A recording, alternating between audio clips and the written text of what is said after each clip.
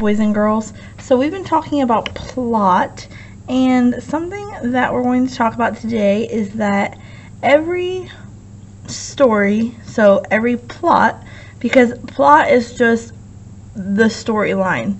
So when you're reading stories, every fiction story has a plot because it is the story. So in a story you have a beginning, a middle, and an end.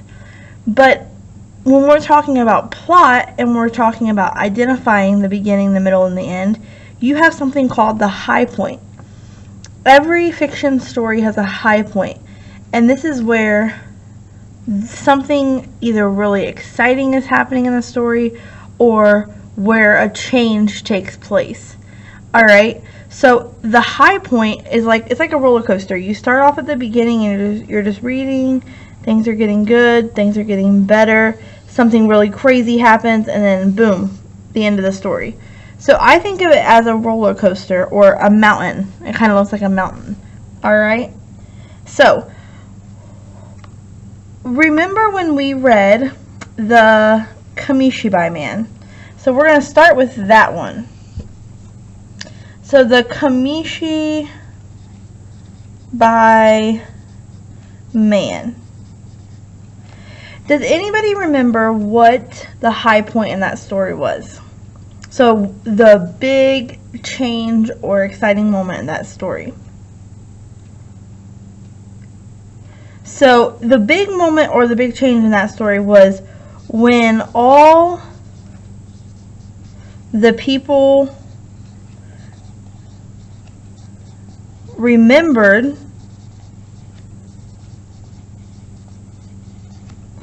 the old man from the past. So he thought in the beginning, he was like, oh, nobody remembers me. I'm the Kamishibai Man. They just forgot all about me because of television. But then it all took a turn when it hit the high point because the people started remembering the old man. And then at the end of the story, he ended up restarting his dream and passion of going around and being the Kamishibai Man because people remembered him and wanted him to continue doing it. So that was the high point in the story. So that's what really took off in the story, or when something changed in the story. The last one we're going to look at is the Lost Lake. So I don't know if you remember this story, but it was one of our Alan Say books. And it was about a little boy and his dad who really didn't have a good relationship, didn't really get along very well. But the dad decided to take the little boy on a trip to find the lost lake. And it kind of helped him and the boy's relationship get better. So the high point in the lost lake would be what, do you think? So the high point in the Lost Lake is when the boy discovered the Lost Lake.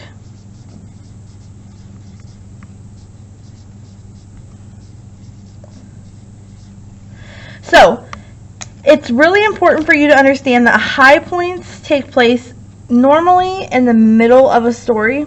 And high points are very important because that is when something either really exciting is happening or a big change is coming or somehow the story shifts. So it's, like I said, exciting moments, life-changing moments. So when you're reading your book today, I want you to think, parts that you've read today, what was the high point in your book? Alright? What in the story changed or got really exciting? So high point happens in the middle of the story. Plot is obviously the story. You have a beginning, the high point or the middle, and then you have the end. Alright, boys and girls, have a good day.